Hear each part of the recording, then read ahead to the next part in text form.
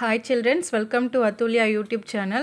Already நேற்று ஒரு computer fundamentals சொல்லிட்டு ஒரு வீடியோ போட்டிருப்பேன்.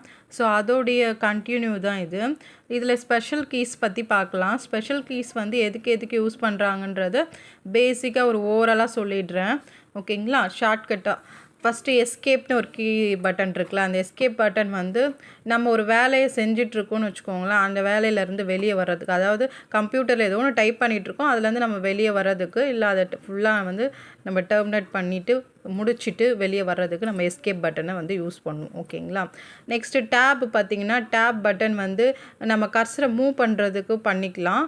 இப்போ நம்ம ஒரு லைன்லேருந்து கர்சர் நம்ம வந்து யூஸ்வலாக மூவ் பண்ண போகிறோம் அப்படின்னா, ஒரு 5 ஸ்பேசஸ் வந்து இடம் விடுற மாதிரி டேப் நம்ம யூஸ் பண்ணிக்கலாம். ஓகேவா?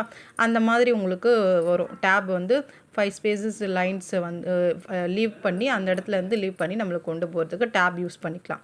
கேப்ஸ் லாக் வந்து இப்போ நம்ம கேப்ஸ் லாக்கு வந்து ஆல்ஃபபெட்ஸ் இருக்கும் கீபோர்டில். ஸோ அது வந்து ஏபிசிடி அப்படி தான் இருக்கும். அது கேப்ஸ் லாக்னால் கேப்ஸ் லாக் ஆன் பண்ணால் உங்களுக்கு ஆன் பண்ணால் அப்பர் கேஸில் வரும், ஆஃப் பண்ணால் லோயர் கேஸ் வரும்.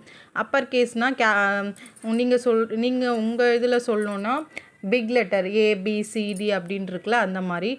லோயர் கேஸ்னால் ஸ்மால் லெட்டர் ஏபிசி அந்த மாதிரி குட்டியாக வர மாதிரி வரும். இல்லை உங்களுக்கு தெரியும் நார்மலாக. ஸோ அந்த மாதிரி வரும். ஷிஃப்ட் பட்டன் எதுக்கு யூஸ் ஆகும் அப்படின்னா, நம்ம ஒரு கீயை வந்து நம்ம ஒரு லெட்டரை வந்து அப்பர் கேஸ்க்கோ லோயர் கேஸ்க்கோ நம்ம மாற்றிக்கிறதுக்கு ஷிஃப்ட் பட்டன் யூஸ் பண்ணிக்கலாம். ப்ளஸ் வந்து ஸ்பெஷல் கேரக்டரை இன்க்ளூட் பண்ணணும் அப்படின்னா நம்பரோடு சேர்த்து நீங்கள் ஷிஃப்ட் பட்டன் ப்ரெஸ் பண்ணுறப்போ அதுவுமே இன்க்ளூட் ஆகும். ஸோ அதே மாதிரி ஸ்பேஸ் பார் எதுக்குன்னா, நம்ம அந்த இடத்துல வந்து ஒரு இடம் விடணும், கேப் விடணும் அப்படின்னா நம்ம ஸ்பேஸ் பார் வந்து யூஸ் பண்ணலாம். ஓகேங்களா?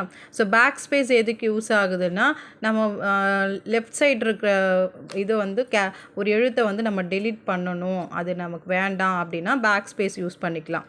அதுவே டெலீட் பட்டன் எதுக்குன்னா, நம்ம ரைட் சைடில் வந்து ஒரு லெட்டர் இருக்கும், அந்த லெட்டரை நம்ம டெலீட் பண்ணுறதுக்கு டெலீட்டுன்ற ஆப்ஷனை நம்ம ப்ரெஸ் பண்ணிக்கலாம்.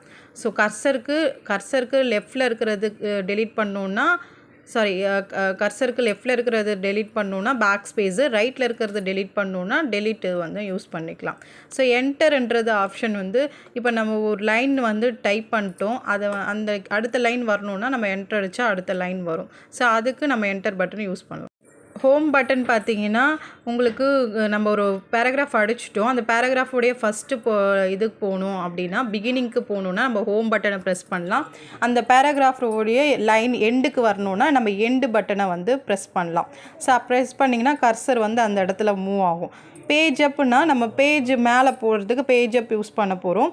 பேஜ் டவுன்னா ஒரு டாக்குமெண்ட்டை வந்து நம்ம ஸ்க்ரோல் பண்ணுறதுக்கு இப்போ கீழே வரணுன்னா பேஜ் டவுன் பட்டனை நம்ம ப்ரெஸ் பண்ணிக்கலாம். ஆல்மோஸ்ட் வந்து உங்களுக்கு இது புரியும்னு நினைக்கிறேன். நீங்கள் ப்ராக்டிக்கலாக வந்து யூஸ் பண்ணுறப்போ உங்களுக்கு தெரியும். இப்போ நம்ம ஓரளவு சொல்கிறப்போ என்னது இது எனக்கு புரியவே இல்லை அப்படின்ற மாதிரி தெரியலாம். ஜஸ்ட்டு தெரிஞ்சுக்கோங்க. பிடிச்சிருந்தா மறக்காமல் லைக் பண்ணுங்கள், சப்ஸ்கிரைப்